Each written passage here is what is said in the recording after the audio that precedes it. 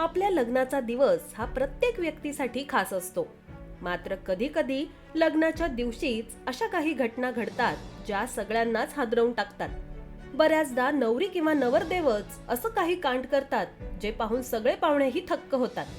अशा घटना समोर येतात, चर्चेचा विषय ठरतात. सध्या अशीच एक घटना उत्तर प्रदेशातून समोर आली आहे, ज्यात नवरीने लग्नाआधीच असं काही केलं की तिच्यामुळे 3 कुटुंब संकटात आली.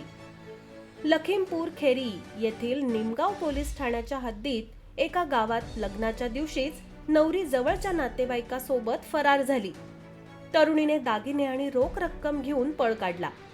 संध्याकाळी लग्नाची वरात येणार होती आणि सकाळी मुलगी तिच्या खोलीतून बेपत्ता झाली. निमगाव पोलीस ठाण्याच्या प्रमुख श्रद्धा सिंह यांनी सांगितलं की वडिलांच्या तक्रारीवरून पोलीस ठाण्यात गुन्हा दाखल करण्यात आला आहे. तरुणीचा शोधही सुरू आहे. मिळालेल्या माहितीनुसार निमगाव पोलीस ठाण्यातील एका गावातील कुटुंबीय मुलीचं लग्न ठरवण्यासाठी शेजारच्या सीतापूर जिल्ह्यातील हरगाव गावात गेले होते. मुलीच्या वडिलांनी लग्न ठरताच मुलाला रोख रक्कम आणि दुचाकी दिली. लग्नाची वरात सकाळी येणार होती.